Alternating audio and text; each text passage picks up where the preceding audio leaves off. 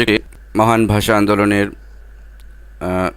শহীদদের স্মৃতির প্রতি শ্রদ্ধা রেখে একটি প্রজেক্ট করেছি। দেখুন এখানে ২১ লেখাটি একটি বিশেষভাবে উপস্থাপিত হয়েছে।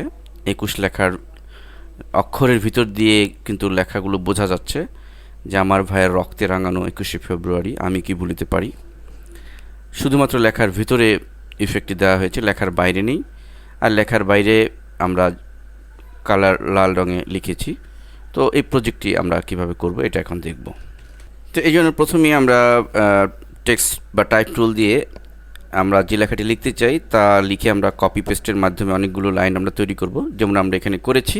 এরপর আমরা যে লেখাটির ভেতরে এই লেখাগুলো ঢুকিয়ে দিতে চাই সেই লেখাটি আমাদের লিখতে হবে। অর্থাৎ আমরা ২১ লেখাটি ঠিক বড় সাইজে লিখে ফেলব।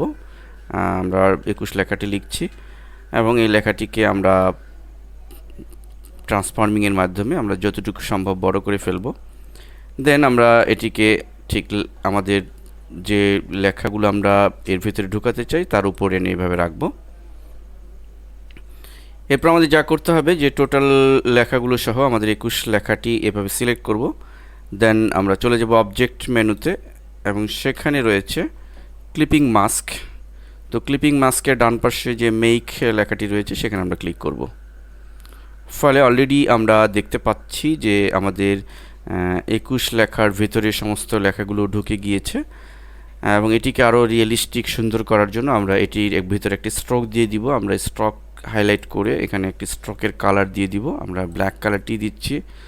ফলে আমরা দেখতে পাচ্ছি যে ২১ লেখাটি হাইলাইট হয়েছে এবং তার ভিতর দিয়ে আমরা যে লেখা লিখেছিলাম যে আমার ভাইয়ের রক্তে রাঙানো ২১শে ফেব্রুয়ারি, এবং এটিকে আমরা আবার ছোট করে ফেলবো এবং আমাদের প্রজেক্টের অনুরূপ করার জন্য এটিকে একটু রোটেট করে দিব, একটু ঘুরিয়ে দিব এভাবে।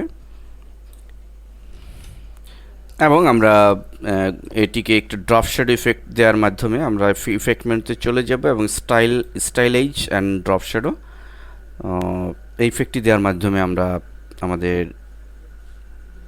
দেন ওকে বাটনে ক্লিক আমরা আমাদের ২১ লেখাটিকে আরও দৃষ্টিনন্দনভাবে আমরা উপস্থাপন করতে পারি।